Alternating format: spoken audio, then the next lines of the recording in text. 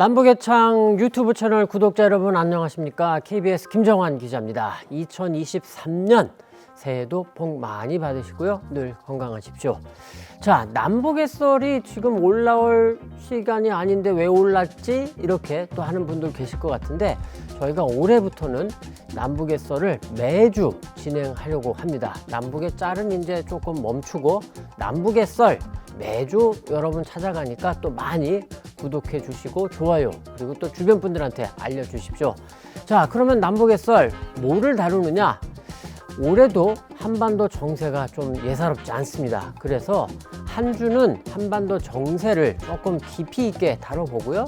또 다른 한 주는 우리 남북의 썰로 김주성 작가님과 함께 지난해처럼 북한의 이모저모 일상에 대해서 좀 또 한번 깊이 살펴보려고 합니다. 특히 이 시간에는요, 우리 북한, 남북관계, 북미관계, 북중관계 이렇게 한반도 정세하면 왠지 좀 어렵다, 조금 뭔 얘기인데 너무 전문적인 것 같아 이런 분들이 계셔서 저희가 가능한 우리 시청자 여러분 눈높이에 조금 맞춰보도록 그래서 쉽고 요런 얘기구만 요런 느낌을 좀 가지실 수 있도록 좀 풀어보려고 합니다. 자, 오늘 국가안보전략연구원 최용환 책임연구위원과 함께 또 오늘 또 한번 뚜벅뚜벅 시작해 보겠습니다. 안녕하세요, 최 박사님. 네, 안녕하세요. 새해 건강하시고요. 네, 올 한 해 좀 잘 부탁드리겠습니다. 네. 자, 최 박사님, 며칠 전에 북한 노동당 전원회의가 있었습니다. 이 전원회의가 이제 북한 한 해 어떻게 하겠다, 이제 이걸 쭉 또 그 방침을 결정하는 그런 자리 이렇게 알고 있는데 그러다 보니까 북한 내부에 대한 이야기도 있습니다. 그런데 이 시간에는 올해 한 해를 조금 우리가 관망하는 의미로 전원회의 얘기 가운데 우리가 좀 주목해야 되는 남북 관계라던가 한반도 정세, 북미 관계라던가 이런 쪽에 조금 초점을 맞춰보고 싶은데 특히 김정은 위원장이 보면은 한국, 우리를 가리켜서 의심할 바 없는 명백한 적이다. 그리고 전술 핵무기 다량 생산하겠다. 또 핵탄두 보유량을 기하급수적으로 증가하겠다. 이렇게 또 얘기를 했습니다. 자, 특히 핵무력 관련해서는 제2의 사명은 분명 방어가 아닌 다른 것이다. 대놓고 얘기한 건 아닙니다만 이판사판이면 막말로 해서 먼저 우리가 공격할 수도 있다. 이런 뜻으로도 읽히는데 먼저 우리 최 박사님 보시기에 이번 전원회의 우리가 이거는 정말 주의 깊게 봐야 된다. 어떤 게 있을까요? 이번 전원회의 결정문 보도가 과거 전원회의 내용하고 조금 차이가 있었는데요. 네. 금방 말씀하셨던 것처럼 대부분 이제 전원회의 내용이 북한 내부 문제를 다루기 때문에 내부에 대한 내용이 굉장히 길고 그렇죠. 네. 대외 관계라든가 남한에 대한 내용은 이렇게 짧게 다루는 게 일반적인데 이번에는 그 대외 관계 비중이 좀 크고요. 특히 대남 관련해서 적대감이 굉장히 노골적으로 표현됐다라는 점에서는 형식적인 측면에서 좀 차이가 있는 것 같아요. 그 내용을 보면 한마디로 요약하면 북한은 아직도 하노이 북미 정상회담 결렬의 충격에서 벗어나지 못하고 있는 것 같아요. 트라우마에서 벗어나지 못하고 그 있다. 이후에 가지고 있었던 그 대외 전략의 기조, 국제 정세에 대한 인식이 그대로 유지되고 있는 거거든요. 그러니까 그게 어떤 차이를 낳느냐면 과거에는 북한이 지금처럼 군사적인 긴장을 높이고 난 다음에 협상 국면으로 전환을 해서 좀 더 유리한 국면에서 협상을 하려고 하는 노력들이 있었는데 지금은 그렇게 보이지 않는다는 게 제일 큰 차이점인 것 같아요. 그러니까 북한이 지금 국제 정세를 인식하는 것이 김정은 위원장의 표현을 빌자면 신냉전이다, 다극체제다라고 이야기를 하잖아요. 그러니까 미국과 중국이 사이가 나쁘고 러시아 우크라이나 전쟁 때문에 미국과 러시아가 사이가 나쁘기 때문에 북한 입장에서는 그러면 중국하고 러시아하고 친하게 지내면 미국이 아무리 제재를 하더라도 견딜 수 있겠구나라고 판단하는 거죠. 작년에 이미 그걸 보여줬거든요. 그렇죠. 그러니까 이 구조 안에서 자기들이 살 수 있는 활로를 찾을 수 있다라고 판단하는 것 같고 그렇다면 현재 어떤 군사적인 긴장 국면이라는 것이 협상 국면으로 전환하는 게 아니라 한동안 오래 갈 수도 있다라는 게 제일 우려스러운 점이라고 생각합니다. 올해도 이제 그럴 가능성이 좀 높아 보인다는 말씀이고 관련해서는 제가 조금 더 뒤에 더 여쭤보겠는데 또 한편으로는 이런 걸 또 궁금해합니다. 김주애 이제 김정은 위원장의 둘째 딸로 지금 보이는데 작년에 이제 정말 예상치 않게 모습을 보였다가 이번에 또 등장했어요. 특히 초대형 방사포 그 현장에 이제 또 김정은 위원장이랑 갔는데 요거는 또 어떻게 봐야 할까요? 글쎄 그거는 사실 정확하게 잘 모르겠어요. 예. 그렇지만 특정한 무기 체계를 보여주는 곳에 지금 계속 반복적으로 그렇죠. 데리고 네, 나오고 있는 네. 것이거든요. 그래서 그게 그 무기 체계들의 특성을 보면 김정은 시기에 김정은이 자기의 성과로 과시할 수 있을 만한 무기 체계들을 과시할 때 그렇죠. 보여주는 것이고, 그렇기 때문에 자기 자식 세대들에게 내가 이렇게 훌륭한 무기들을 만들어내갖고 그 너희들을 안전하게 살 수 있게 만들었다라는 네, 네. 걸 과시하는 목적이 아닐까라고 막연히 짐작을 할 뿐이고요. 실제 정확한 의도는 잘 모르겠어요. 그리고 그거를 이제 후계 구도까지 그렇죠. 연결해서 그렇게 생각해 보시는 보는 분들도 분들도 있는데 있더라고요. 약간 과잉 해석이 아닐까 싶기도 합니다. 뭐 김정은 위원장이 아직 30대 중후반이라 젊은 편이기도 해서, 그리고 이제 북한이 흔히 우리보다도 더 가부장적이다 이렇게 얘기를 하는데, 과연 아무리 백두혈통이다 해도 여성이 과연 최고 지도자가 될 수 있을까, 이제 이런 의문들도 갖고 계신데, 그 의문은 올해 내내 아마 또 우리가 던져야 될 것 같고, 또 최 박사님이 좀 더 잘 관찰하셔서 앞으로 한동안 살펴봐야 될 것 같아요. 좀 또 여기서 또 이렇게 분석을 해주시면 좋을 것 같습니다. 전원회의도 전원회의인데 또 그 기간에 12월 31일 또 1월 1일에 세 발 한 발 SRBM이라고 우리 군은 설명했는데 단거리 탄도미사일을 쐈습니다.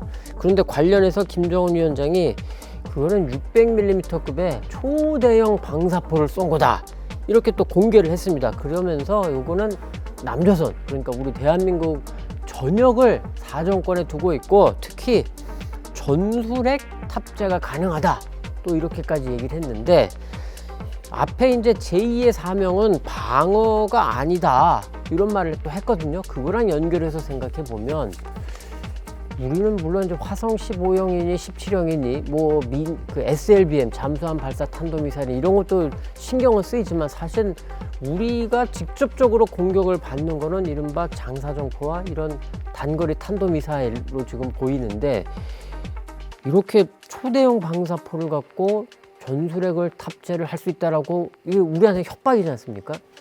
의도를 어떻게 좀 봐야 할까요? 두 가지가 섞여 있는 것 같은데요. 일단 하나는 작년부터 북한의 그 핵 독트린이라는 게 네. 굉장히 공세적으로 바뀌었다라는 그렇죠. 네. 거고요.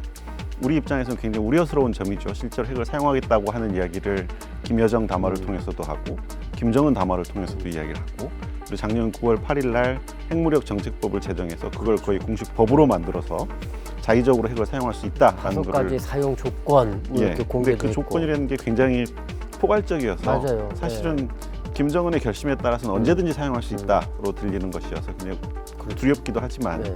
또 다른 측면에서 생각해 보면 과거에 다른 핵무기를 보유했던 국가들, 근데 파키스탄 같은 국가들을 사례하고 비교해 보면 파키스탄이 정확히 지금 북한하고 비슷한 스탠스를 취했습니다. 98년 핵실험하고 난 이후에. 예. 근데 파키스탄의 입장에 생각해 보면 파키스탄의 이제 그 상대방이 인도였었잖아요. 예. 그러니까 종합 국력에서도 그렇고 재래식 전력에서도 그렇고 뒤지죠.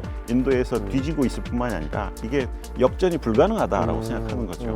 그럼 자신들이 가지고 있는 제일 강한 무기가 핵무기이기 때문에 비대칭 핵무기의 전력으로서 사용 문턱을 훨씬 낮춰서 너네가 재래식 무기로 공격을 하든 핵무기로 공격을 하든 나는 핵무기로 반격하겠다라는 네. 독트린을 만든 게 파키스탄이었었거든요. 말씀 듣고 보니까 지금 북한이랑 굉장히 흡사하네요. 북한도 지금 두 가지가 있는 거죠. 하나는 핵무기를 가졌기 때문에 이걸 과시하고 싶은 어떤 자신감 같은 게 하나 있는 거고, 또 하나는 핵무기를 빼면 종합 국력에 있어서도 재래식 국력에 있어서도 뒤질 뿐만이 아니라 역전이 불가능하다. 상대가 안 그렇다면 되죠. 사용할 네. 수 있는 게 이거밖에 없지 않냐라는 차원에서는 불가피한 선택의 측면도 분명히 존재합니다. 전술핵 사실 이제 지난해 북한이 핵실험할 가능성이 높다 이게 3월부터 나와서 1년 내내 그러지 않았습니까? 그러면서 이제 소형 경량화할 거다, 전술핵을 실험할 거다, 뭐 이런 얘기가 많았는데 전술핵이 어떤 건지 잠시 설명해 주시죠. 사실 전략핵, 전술핵을 구분하는 기준, 러프한 기준들이 있기는 합니다. 네. 그러니까 뭐 미사일 같은 경우에는 사거리가 더 길고 핵탄두 같은 경우에는 폭발력이 더 크고 하는 걸로 구분을 하기도 하고, 그러니까 멀리 나가고 더 강력한 거를 전략핵, 그보다 더 작은 걸 전술핵으로 구분하기도 하고, 혹은 사용 목적에 따라서 대군사용, 군사 목표물을 공격하는 걸 대부분 전술핵, 그리고 혹은 도시를 공격하는 위력이 큰 무기들을 전략핵 이렇게 구분하기도 합니다. 그런데 사실 이 구분은 강대국 중심의 구분이에요. 근데 한반도처럼 이렇게 좁은 국토에서는 군사용 목표와 그리고 도시용 목표라는 게 크게 구분이 되지 않을 뿐만이 아니라 그 핵무기 사용의 효과라는 측면에서는 전력과 전술을 구분하기가 굉장히 어렵습니다. 그리고 실제로 무기 체계가 많이 발달을 해서 미사일은 크지만 작은 걸 실을 수도 있고 그렇죠. 미사일은 작지만 위력이 큰 걸 실을 수도 있는 거거든요. 그러니까 위력과 사거리로 구분하거나 혹은 목표로 구분하는 것들이 점점 무의미해져서 실제로 미국 공식 문서에서는 전술핵이라는 표현보다는 저위력 핵무기라고 쓰기도 합니다. 그러니까 지금 우리가 이야기하고 있는 전술핵은 저위력 핵무기에 굉장히 가까운 그런 이야기를 하고 있는 것이죠. 어쨌건 그 파괴력 규모와 관련해서는 차이는 좀 날 수밖에 없는 거고 그게 조금 규모는 조금 작은 거다. 일단 뭐 이렇게 이해를 하면 될 것 같긴 한데 그런데 이제 저위력 핵무기라는 표현이 위험한 것은 저위력이기 때문에 약하다라는 느낌을 주잖아요. 그렇죠. 네, 이름부터 약하기 때문에 쓸 수 있다라는 느낌을 주는 것이고 실제로는 약하다고 이야기를 하지만 재래식 무기하고는 비교할 바 없이 강력한 게 또 핵무기이고 핵무기는 또 그냥 터지고 끝나는 게 아니라 그 이후에 후유증이 굉장히 많이 남는 거잖아요. 그래서 핵무기를 실제 가지고 있는 국가들도 전쟁에서 그거를 쓰는 것을 선택하는 건 굉장히 어려운 선택입니다. 그런 의미에서는 우리가 전술핵 혹은 전략핵을 구분해서 생각하는 게 우리 입장에서 타당한가는 꼭 생각해 볼 필요가 있는 것 같아요. 근데 여기서 이제 드는 궁금증이 이런 건데 사실 북한이 설마 진짜 저렇게 해도 쓰겠어? 뭐 이런 시각도 있을 수 있겠고, 야 북한은 저건 진짜 쓰고도 남을 놈들이야. 뭐 이런 또 걱정도 있는데 박사님은 좀 어떻게 보세요? 핵무기를 가지고 있는 사람이 혹은 핵무기를 가지고 있는 국가가 상대방에게 핵무기를 가지고 위협을 하려고 하면 몇 가지가 있어야 됩니다. 하나는 내가 핵무기를 사용할 능력이 있어야 되고 능력을 사용할 의지가 있어야 되고 그렇죠. 그리고 그걸 상대방이 신뢰해야 되잖아요. 네. 그러니까 상대방이 나한테 정말 핵무기를 쓸 수 있을 것 같다라는 공포심이 들어야 그렇죠. 자기가 원하는 것을 달성할 수 있죠. 그렇기 때문에 북한으로서는 정말 사용할 것처럼 위협을 해야 될 겁니다. 그런데 정말 사용할 것처럼 위협을 하려면 사실은 거의 쓰기 직전까지 가야 되는 그렇죠. 거죠. 네. 그런 의미에서는 굉장히 위험할 수도 있고 안 위험할 수도 있는데 저는 그런 식의 어떤 안보 딜레마가 심해지는 안전해지기 위해서 좀 더 많이 위협하고 좀 더 많이 정말 사용할 것처럼 행동하고 하는 것들이 점점 위험한 상황으로 가는 건 분명하다라는 거는 분명한 것 같아요. 물론 뭐 최 박사님이라고 해서 김정은이 그거를 진짜 쓴다 안 쓴다라고 단언은 못 하는데 자꾸 그런 분위기 국면이 조성되는 것 자체가 굉장히 우려스럽다 이제 이런 말씀으로 들리네요. 그렇죠. 사실 전쟁이라는 거는 합리적으로 생각하면 전쟁이 나지 않습니다. 작년에 그 러시아 우크라이나 전쟁이 나기 직전에 90% 이상의 러시아 전문가들이 전쟁 안 난다고 그랬어요. 러시아가 우크라이나를 침공해서 얻을 수 있는 이익하고 우크라이나를 분쟁 상태로 만들어놔서 얻을 수 있는 이익을 따졌을 때는 사실은 침공하지 않는 게 합리적이라고 판단했거든요. 그렇지만 전쟁이 낫지 않습니까? 그렇죠. 전쟁은 사실은 오판에 의해서 날 수도 있고 혹은 그 순간에 있어서 어떤 특정한 정책 결정자들이 잘못된 판단 이런 것들이 충분히 작용할 수 있는 게 전쟁이기 때문에 그 부분은 항상 조심해야 되는 거죠. 자, 그럼 여기서 또 궁금해지는 게 이런 거죠. 전원에 약간 이제 쭉 좀 정리를 해주셨고 특히 이 전술에 관련해서도 좀 말씀을 해주셨는데 김정은 위원장이 그러면 어쨌든 2023년 작년도 그랬고 2023년을 지금 우리 최 박사님 연장선상에서 지금 더 보면은 하노이 대참사 이후에 어떤 연장선에서 보고 계신 것 같은데 결국은 미국과 중국, 뭐 러시아까지 들어갈 수 있습니다만 신냉전이라는 이 구도 속에서 보면서 2023년도 지금 작년처럼 그렇게 가겠다 이렇게 지금 보고 계시는 거죠. 사실 북한의 대외 전략, 대남 전략 기조는 2019년 말 이후에 지금까지 거의 변함이 없어요. 그러니까 약간 시간이 앞으로 가지만 하노이 노딜 이후를 생각해 보면 하노이 회담이 2019년 2월 말에 있었고 그해 4월 12일 날 최고인민회에서 김정은이 처음으로 시정연설이라는 걸 합니다. 이때 김정은이 한 이야기가 거의 지금 대외 전략의 기조를 이루고 있는 거거든요. 미국과의 싸움은 장기전이 될 거다. 그리고 이제는 더 이상 제재 해제 따위에 연연하지 않겠다. 그리고 그때만 하더라도 이제 연말까지 시한을 설정하고 했었지만 그렇죠. 연말까지 미국이 제대로 된 새로운 계산법을 가져오지 않으면 새로운 길을 가겠다라고 이야기를 했고 그해 말에 이제 7기 5차 전원회의를 하거든요. 거기에서 이른바 정면 돌파전이라는 걸 선언을 합니다. 네. 이게 일종의 양면 전략인데요. 하나는 제재에도 불구하고 북한이 버틸 수 있다는 거 보여주겠다라는 거죠. 그리고 다른 하나는 핵과 전략 무기 개발을 지속해서 시간이 지나면 지날수록 한국과 미국이 지불해야 될 비용이 높아진다는 걸 내가 보여주겠다라는 거죠. 실제로 그 뒤로 계속 무기 개발을 하고 있는 그렇죠. 거고요. 네. 그리고 이제 경제 제재에도 불구하고 버틸 수 있다라는 거는 미국 중 사이가 나쁘고 미국 러시아 사이가 나쁘니까 중국이 도와주고 러시아가 도와주면 미국과 국제사회가 아무리 압박을 하더라도 버틸 수 있다라고 판단한 거죠. 뭐 유엔 통해서 대북 제재를 하려고 해도 중국과 러시아가 안 돼. 사실 그 기통 이후에 안 된다고 하니까. 중국과 러시아의 그 한반도 상황에 대한 인식이 변했어요.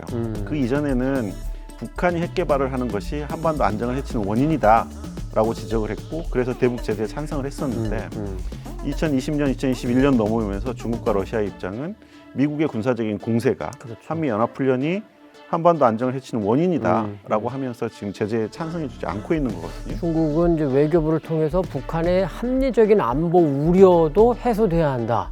그렇죠. 이런 식으로 이제 얘기를 하고 있으니까. 그러니까 2023년에도 김정은 위원장 입장에서는 이 국면이 계속되는 게 자기들이 충분히 이 안에서 뭔가 활로를 찾을 수 있고 핵 능력을 지속적으로 증강할 수 있는 기회가 있다라고 판단하는 거죠.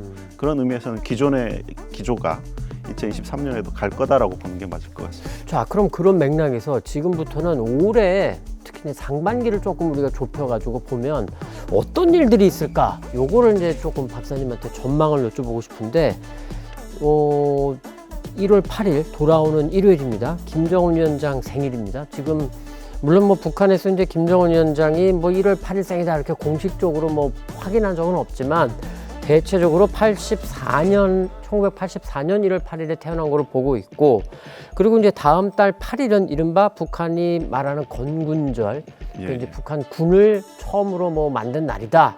이게 이제 1948년입니다. 그리고 2월 16일은 뭐 김정일 위원장의 이른바 광명성절 생일이고요. 그리고 3월은 조금 뭐 북한 내부에 큰 행사는 없습니다만 4월로 넘어가면 김일성 주석 생일이 있습니다. 이게 뭐 태양절이라고 하는.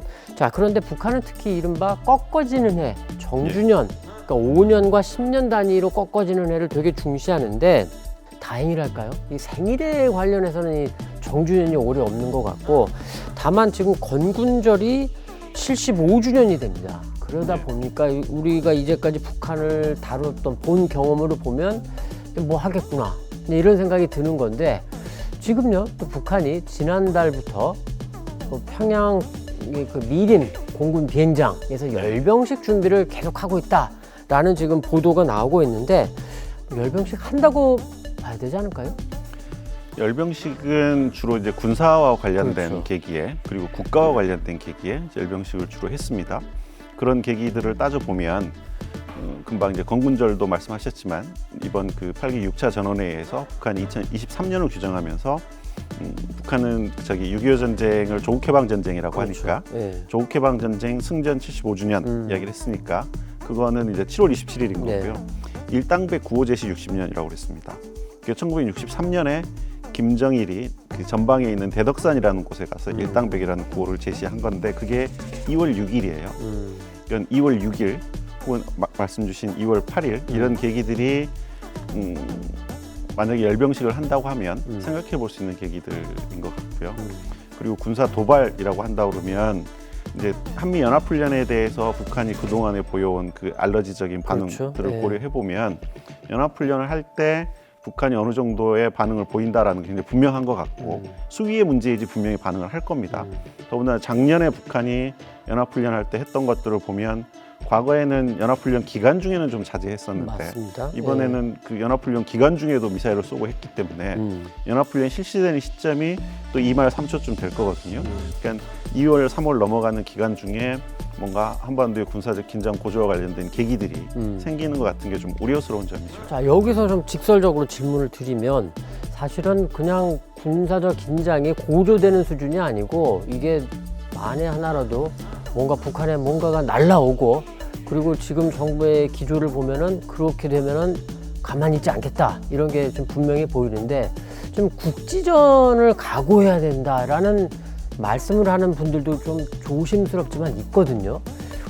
우리 최 박사님 어떻게 보세요? 사실 굉장히 위험한 발언들이죠. 네. 그게 이제 합참 의장이나 혹은 국방부 장관이나 정도는 어차피 이제 군을 담당하는 사람들이기 때문에 강경한 발언들을 하실 수 있다고 생각합니다. 그런데 이제 조금 그 책임 있는 정치인들이 그런 발언을 하는 건 좀 위험해 보이는 측면이 있고요.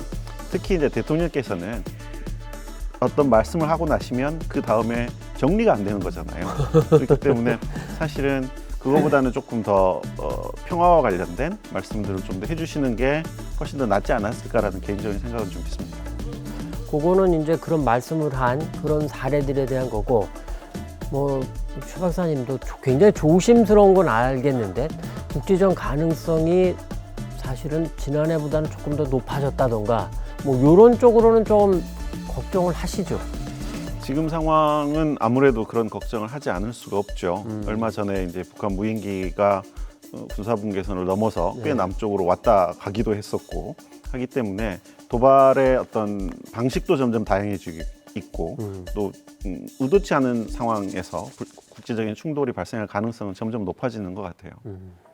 자, 그러면 이와 함께 지금 우리 뭐 북한의 그 노동당 전원회의부터 해가지고 올해 상반기에 조금 걱정스러운 군사적 긴장이 고조되고 국지전에 대한 우려도 커지는 이런 상황까지 짚어봤는데, 저도 좀 궁금하고, 제가 앞서도 말씀드렸습니다만 우리 이 시간에는 좀 일반인들, 그냥 뭐 한반도 문제니 북한 문제니 그렇게 잘 깊이 모르는 분들이 궁금해하실 수 있는 이런 시각을 갖고서 제가 이제 여쭤보겠다라고 말씀을 드렸었는데, 이런 말씀들을 하는 분들이 계십니다. 아니, 북한이 진짜 원하는 게 뭐냐? 아니, 우리랑 잘 사이좋게 지내고 경제 협력도 하고 그러면은 우리도 좋고 북한도 좋고 평화도 지킬 수 있는데, 근데 저렇게 자꾸 뭐 미사일 만든다 그러고 핵실험 하겠다 그러고 뭐 우리랑 싸우려는 것처럼 보이고 하는데, 북한이 진짜 원하는 게 뭐냐라고 물어보는 분들도 계시더라고요. 제가 조금 생각해 보니까 북한이 저렇게 군사력을 키우는 건 한 3가지 정도 이유가 있을 것 같다. 먼저는 이제 북한이 군사력을 키우는 명분으로 내세우는 게 한미가 자기네를 위협을 해서 우리는 그게 대응하기 위한 일종의 방어용으로, 아까 말 그대로 자위적 국방력을 키우는 거다.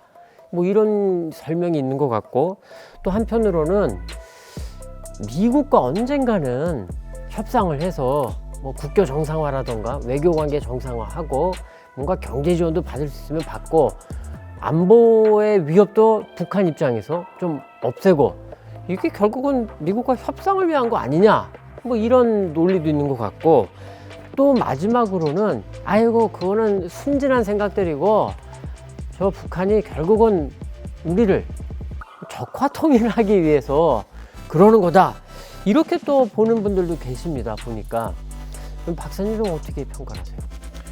일단 북한이 핵무기 개발을 본격적으로 시작했던 시기에는 이제 탈냉전 이후에 훨씬 더 탄력이 붙은 그렇죠. 셈이거든요. 네. 시간이 많이 되돌아가지만 80년대 말 90년대 초 국제관계 상황으로 가보면 그때 이제 그 동구 사회주의권이 대거 붕괴하고 그리고 한 소수교가 이루어지고 한 중수교가 이루어지고 할 때 북한이 했던 담화들이 있습니다. 소련에 대해서 극렬하게 비난을 하고 이게 달러로 사고 파는 무슨 국제관계라고 이야기를 하면서 굉장히 강하게 비난을 했었거든요. 그 입장을 거꾸로 생각해 보면 자신의 우방이었던 소련이 한국과 수교를 하고 나중에 무너져 버리고 네. 중국도 한국과 수교를 했는데 북한은 북일 수교 안 됐고 안 됐죠. 북미 수교 안 됐죠. 네. 북미 수교, 북일 수교가 되려면 한반도에 평화 체제가 만들어져야 되고 남북 관계가 개선이 돼야 되는데, 남북은 기본적으로 뭐 이야기가 더 올라가지만 서로의 존재를 부인하면서 태어난 정권들이잖아요. 네. 이 전쟁도 사이에는 있고. 근본적으로 어떤 그 상대방의 존재를 부인하고 싶은 그 특성은 남에도 있고 북에도 있다고 생각합니다. 그렇게 생각하면 북이 탈냉전 초기에 가졌던 피포의 의식, 이른바 나만 혼자 고립돼 있고 모두가 나를 적대시한다라는 고립 의식이 본격적인 핵무장으로 가는 첫 번째 단초였을 거라고 생각을 합니다. 근데 그 과정에서 1차 회기를 넘겨가면서 핵무기의 유용성을 깨달은 거죠. 아, 이게 충분히 미국과 협상할 수 있는 굉장히 강력한 툴이 되는구나 라는 거였어. 사실 1차 핵협상은 북한이 거의 이긴 게임이었었거든요. 그 이후에 사실은 좀 더 핵무기 개발로 가속화를 밟았다라고 저 개인적으로는 생각을 합니다. 그러니까 아까 말씀 주신 여러 가지 목적들이 그 중에 하나를 가지고 부기했다라고 단일한 목적이 판단하기보다는 아니다. 예. 그 한반도가 가지고 있는 남북 간의 어떤 고유의 특성 그리고 국제 관계에서 북한의 어떤 세력 관계에서 자기들이 고립돼 있는 어떤 조건 이런 것들이 복합적으로 작용하고 있기 때문에 향후에 북이 어디로 갈 거냐라는 거는 결국에는 향후에 또 세력 관계가 어떻게 될 거냐 그리고 북의 판단이 어떻게 되느냐에 따라서는 또 달라질 수 있는 거라고 생각합니다. 자, 그런데 이제 박사님 설명은 알아듣겠는데 뭐 이런 거죠, 사실은. 뭐 많은 분들이 북한과 우리 대한민국과의 국력 비교 말도 안 된다. 아까 이제 박사님도 설명해 주셨고, 뭐 우리가 핵과 미사일은 조금 걱정스럽지만 뭐 재래식 전력 우리가 대한민국만으로도 북한보다 우위에 있고 거기다가 한미 연합군이 있으면 압도적이다. 요건 알겠는데, 근데 자꾸 뭐 미사일을 더 만들고 아까 이제 초대형 방사포 얘기도 했습니다만 핵실험을 할 것처럼 굴고 전술핵도 더 만든다고 하고 하다 보니까 저거 저러다가 진짜 김일성 시대, 김정일 시대처럼 저건 뭐 진짜 무력으로라도 적화 통일을 하려는 거 아니냐 이런 걱정들은 분명히 있거든요. 그 부분은 어떻게 좀 봐야 할까요? 글쎄 뭐 그게 전혀 없다라고 단정할 수는 없는 것 같아요. 그렇지만 이제 작년에 북한이 이제 당규약을 개정하면서 그와 관련된 조항들을 조금 수정하기도 했었고요. 그리고 현실적으로 존재하는 어떤 남북 간의 국력 격차라는 게 분명히 있습니다. 그렇죠. 그러니까 북한이 남한을 언제든지 적화 통일시킬 수 있고 그리고 경제력과 무관하게 정치력의 힘으로 뭔가를 해보겠다라는 식의 논리는 여전히 북한의 어떤 당 규약이라든가 하는 곳에 분명히 존재하고 그걸 저는 완전히 포기했을 거라고 생각하지는 않습니다. 그렇지만 탈냉전 이후에 북한의 대남 전략의 기조는 사실은 분리예요.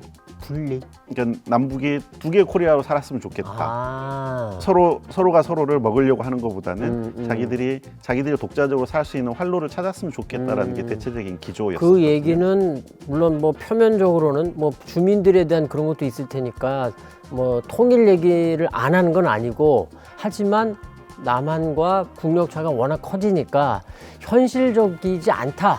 오히려 우리의 생존이 더 급하다. 뭐 이런 얘기네요. 90년대 말에 그 북한의 경제 위기가 한참 심각했을 때는 북한의 대남 비난 담화 중에 이런 게 있습니다. 남한이 우리를 흡수 통일하려고 한다.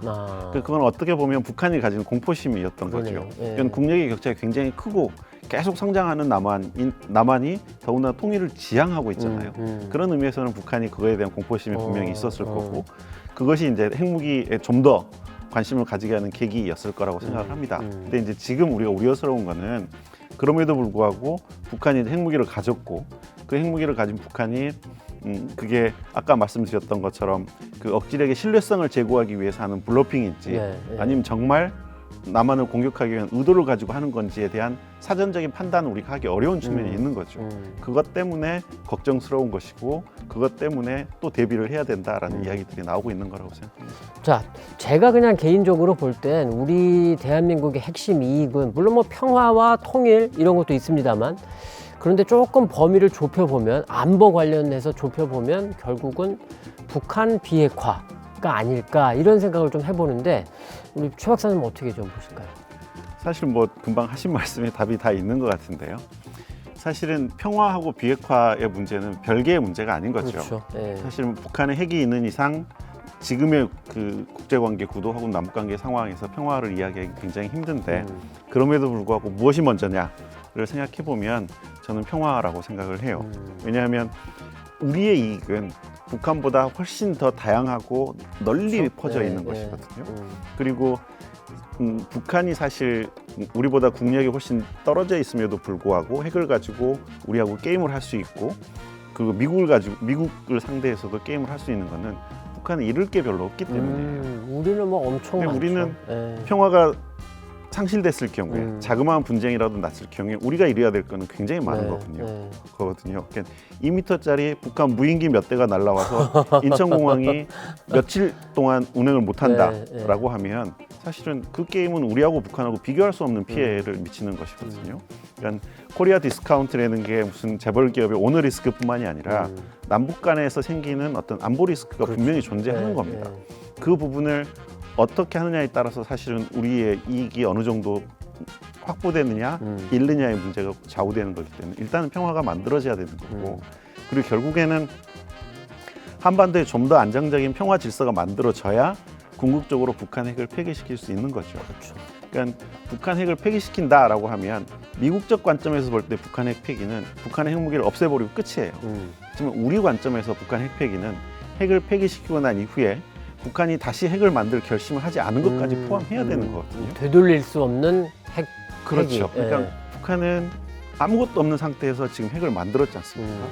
지금 있는 것을 포기한다고 해서 믿기도 어렵지만 다시 안 만든다는 보장이 없잖아요. 네. 다시 안 만들려면 사실은 평화로워야 되는 거죠. 그러니까 평화 질서를 어떻게 만드느냐 하는 게 사실은 비핵화하고 동전의 양면처럼 연결돼 있는 거라고 생각합니다. 그러네요.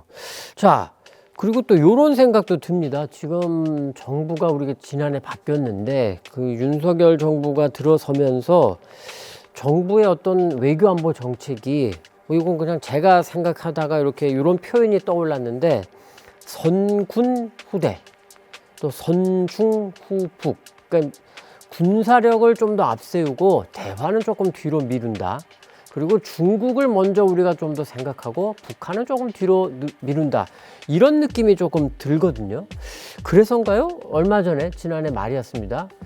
앞으로 5년간 331조 한 4천억 원 규모의 국방비를 쓰겠다라고 이제 군이 밝혔는데 자, 요런 생각이 듭니다. 또 야, 그 정도 우리가 돈 들여가지고 무기도 사고 전력도 강화하고 이러면은 거기에다가 우리 한미동맹도 강화를 하니까 미국이 확장 억제 제대로 해준다고 하면 뭐 북한 우리가 크게 무서워하지 않아도 되는 거 아니야? 이렇게 생각할 수도 있을 것 같은데 어떨까요? 전면전 상황을 가정할 수도 있지만 전면전이 아니라 국지전이 발생하거나 혹은 군사적 긴장이 높아져가지고 어떤 비정상적인 상황이 2, 3개월 지속된다라는 국면에서 사실은 한국이 견디기 어려운 측면들이 분명히 있는 거죠. 더군다나 어떤 경제 위기가 있는 국면에 혹은 한국이 북한과 무관하게 내부적으로 힘든 국면에서 어떤 정치 군사적인 위기가 겹쳐져서 이른바 복합 위기로 발전하게 될 경우에는 충분히 큰 피해를 입을 수 있는 가능성이 하나 있는 거고요. 그렇죠. 네. 북한의 핵무기와 관련해서 이제 미국의 확장 억제력을 이야기를 하지만 이제 그걸 걱정하시는 분들의 이야기는 뭐냐면 미국이 LA나 뉴욕을 포기하면서까지 서울을 지켜주겠느냐라는 이야기입니다. 이 이야기는 이제 그 프랑스가 핵 개발을 할 때 미국이 뉴욕을 포기하면서 파리를 지켜주겠느냐라는 논리로 프랑스는 사실 핵 개발로 간 거거든요. 독자적으로 또 개발했죠. 그러니까 그거에 대한 미국 확장 억제력에 대한 불신이 어느 정도 존재하는 거예요. 물론 미국 쪽 사람들 이야기를 들어보면 한국에 수만 명의 미군이 있고 수십만 명의 미국 시민권자들이 서울에 그리고 대한민국 도처에 있는데 그들의 생명이 잃었을 때 미국은 거의 그들이 인계차선이 돼서 자동적으로 개입하게 될 것이고 그것보다 더 확실한 어떤 확장 억제 보증이 뭐가 있냐라고 이야기하는 게 미국 사람들이거든요. 그런데 또 그 한미 상호 방위 조약의 내용을 보면 이거는 나토처럼 자동 개입 조항이 아니에요. 그렇죠. 헌법상의 절차에 따라 개입하도록 되어 있는 거거든요. 여러 가지 문제가 복합적으로 얽혀 있어서 뭐 딱 잘라서 이야기하기는 어렵지만 북한의 핵 능력이 증가하면서 그리고 남북 간의 경제력 격차와 한국의 어떤 국제사회와 넓게 연관되어 있는 한국의 어떤 대외관계의 특성 이런 것들로 인해 생기는 문제들이 분명히 존재하는 거죠. 그러니까 이제 말씀이 조금 길어지긴 했습니다만 사실 국방비를 뭐 몇백억을 쏘고 미국이 뭐 확장 억제, 뭐 폭격기니 전폭기니 뭐 핵 항공모함이니 뭐 핵 잠수함 이런 거를 보내는 것만으로는 조금 충분하지 않다. 더 나가서 이야기를 하면 사실 우리가 핵무기를 보유하면 그러면 안전해질 거냐를 생각해 보면 지금 이제 독자적인 핵무장 말씀하는 분들이 있거든요. 딱히 그렇지도 않아요. 어떤 만약에 경우는? 핵무기를 가지고 서로 네. 핵무기로 상대방을 억제하겠다라고 하면 이제는 전면 핵전쟁의 가능성도 준비해야 되는 거잖아요. 인도하고 파키스탄은 둘 다 핵 보유국입니다. 네. 근데 재래식 분쟁이 줄지 않아요. 계속 싸우잖아요. 핵무기를 가졌기 때문에 전면 전쟁은 안 하지만 전면 전쟁의 가능성이 없으니까 오히려 작은 분쟁을 더 자주 하는 거예요. 그러니까 안보 딜레마라는 거는 아까 말씀드렸던 것처럼 그들 간의 관계가 평화적으로 바뀌지 않는 이상은 핵무기 보유와 무관하게 계속 생길 수밖에 없는 겁니다. 결국은 남북이 어떻게 해서든지 간에 평화라는 공통의 이제 가치 뭐 이거를 조금 위해서 노력을 해야 된다. 이제 이런 말씀으로 들리는데, 자, 또 요것도 조금 짚어봐야 됩니다. 이게 선중후북. 사실 윤석열 대통령 지난 1일에 신년사를 보면 북한 관련해서 포함해서 안보에 대한 언급이 없었습니다. 그러다 보니까 이게 적어도 지금은 북한이랑 뭔가 대화할 뜻이 없다라는 거를 좀 간접적으로 시사한 거 아니냐 이런 분석도 나오고, 그런데 윤 대통령은 취임 이후에 지금까지 요거 한 가지는 아주 일관성이 있습니다. 뭐냐면 미국의 바이든 행정부와 굉장히 호흡을 지금 잘 맞추고 있습니다.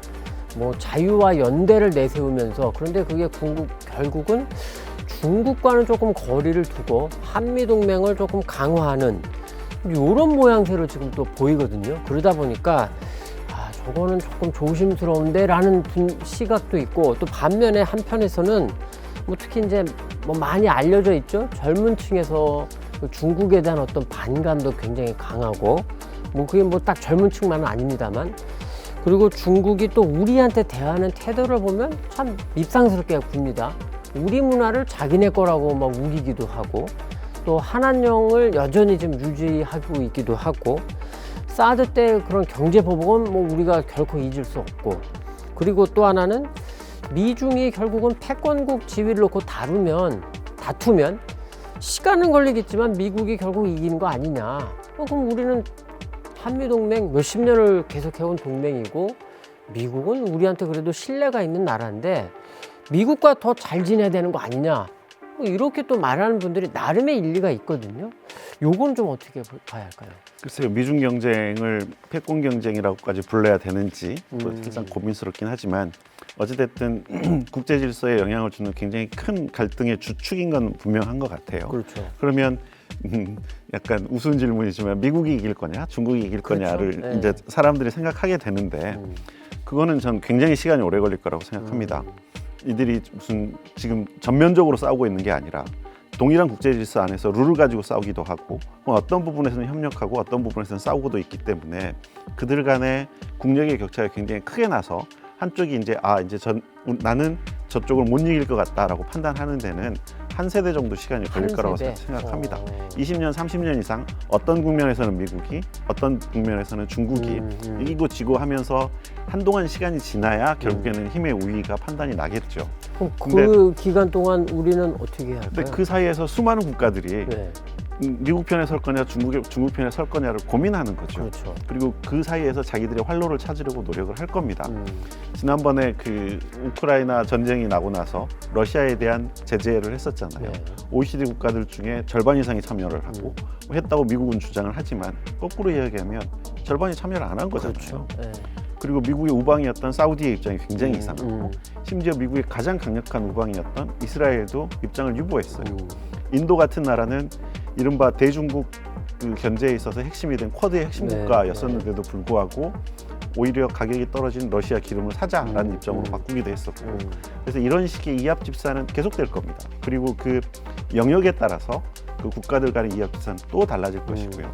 그런 의미에서는 한국은 어떤 영역에서 어떻게 움직일 거냐에 대한 어떤 판단들이 과거 냉전처럼 확 갈라서 생각하기보다는 이슈별로 우리의 국익을 최대화시킬 수 있는 전략을 찾는 게 오히려 더 중요하지 않을까 생각합니다. 지금 이제 우리의 국익을 최대화할 수 있는 전략 이렇게 말씀해 주셨는데, 그게 이제 크게 보면 평화, 조금 작은 범위로 보면 이제 북한 비핵화 이렇게 되는 것 같은데, 그래서 이제 드리는 질문이, 제가 아까 말씀드린 선군 후대, 군사력 강화가 먼저다, 그리고 선중 후북, 요렇게 지금 정부가 입장을 잡아가는 것 같은데, 과연 이거로 우리의 국익을 최대화할 수 있을까?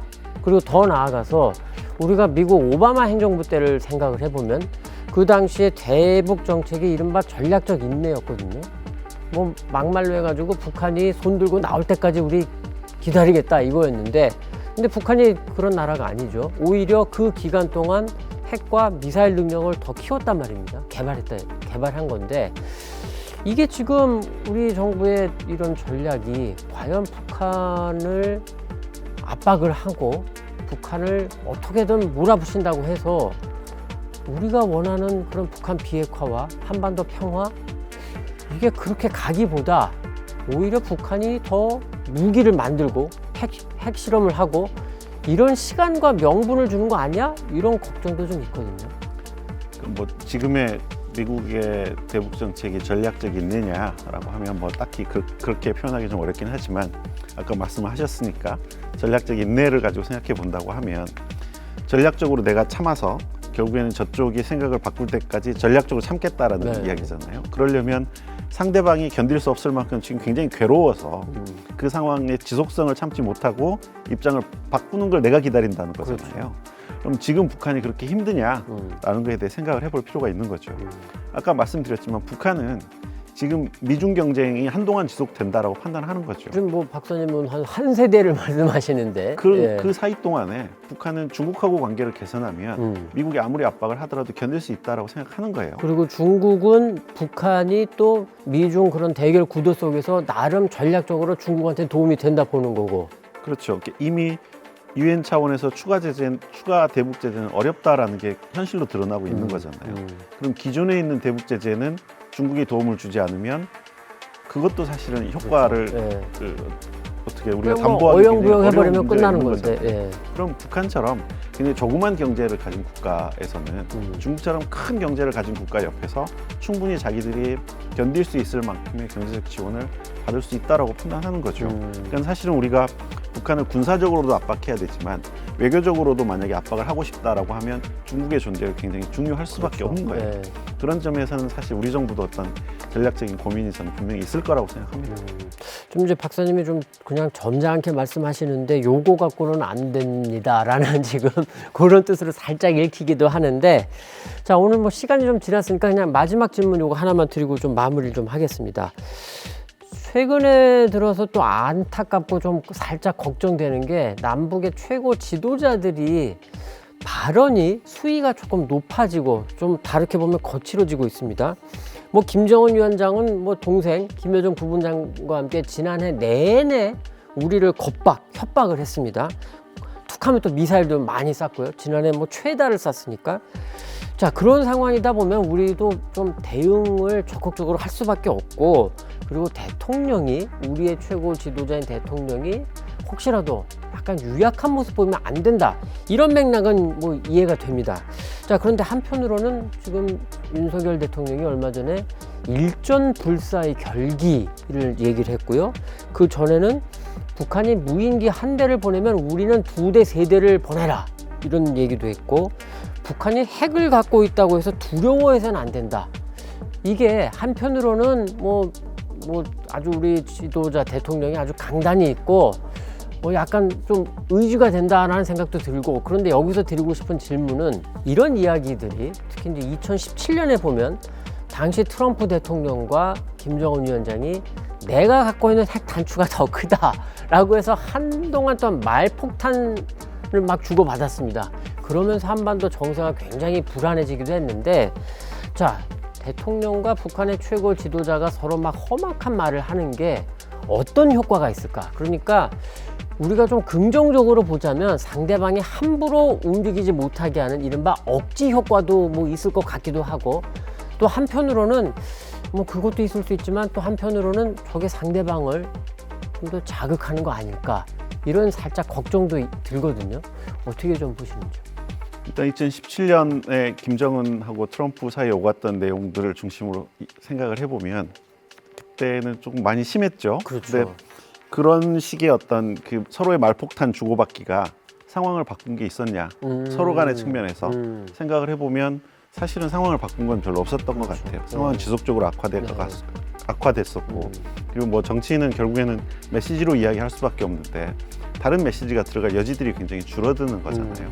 북한 같은 경우에는 지도자가 강경하게 발언을 하면 중간 간부들이나 하부에서는 여지가 없습니다. 그보다 훨씬 강력하게 나갈 수밖에 없는 거거든요. 그럼 우리도 마찬가지고. 사실은 그런 측면은 우리도 미국도 다 존재하는 게 있거든요. 그러니까 최고 지도자가 하는 발언은 사실은 굉장히 신중할 필요가 있는 거죠. 그리고 여지를 남겨놓는 게 굉장히 중요합니다. 상황은 언제든지 변할 수 있는 거기 때문에 아까도 말씀드렸지만 군부의 지도자라든가 군부 수장은 충분히 본인이 맡은 역할이 그거기 때문에 굉장히 강력한 발언들을 할 수 있어야 되고 또 해야 된다고 생각합니다. 이른바 배드캅, 굿캅 뭐 이런 게 좀 있어야 그렇죠. 된다. 그렇지만 최고 지도자가 그거를 컨트롤할 수 있어야 되고 그리고 상황이 바뀌었을 때 언제든지 유연하게 움직일 수 있는 여지는 어딘가에 남겨놓는 게 중요하다고 생각합니다. 자, 저희가요 남북의 썰 올해부터는 조금 개편을 해서 한 주는 우리 최용환 박사님처럼 전문가를 모셔서 한반도 정세를 중심으로 좀 짚어보겠습니다. 특히 이제 우리 최 박사님은 1년 내내 저희와 함께 하시면서 북한을 아주 깊이 들여다봐 주실 거고, 그리고 다음 한 주는 남북의 썰로 김주성 작가님과 함께 북한의 일상을 또 요모조모를 살펴보겠고, 그리고 그 다음 한 주는 한반도 정세를 약간 북미 관계라던가 남북 관계보다는 북미 관계라던가 뭐 미중 관계 같은 이런 외교의 시각에서 조금 짚어보는 시간을 좀 준비해 보겠습니다. 저희가요 앞으로도 평범한 우리 시민들, 또 평범한 청장년 어르신들, 그리고 여성들, 이런 시각에서 우리 전문가분한테 한반도 문제, 북한 어떻게 조금 봐야 되는지 이런저런 이야기를 조금 들어보도록 하겠습니다. 최 박사님 오늘 첫 시간이신데 조금 살짝 긴장하신 모습 좀 있습니다만 앞으로 좀 편안한 사랑방처럼 생각하시고 편안하게 우리 시청자분들과 좀 의견을 나누는 그런 시간이 됐으면 좋겠습니다. 오늘도 고생 많이 하셨고 다음에 또 한번 다시 뵙겠습니다. 고맙습니다. 네, 감사합니다.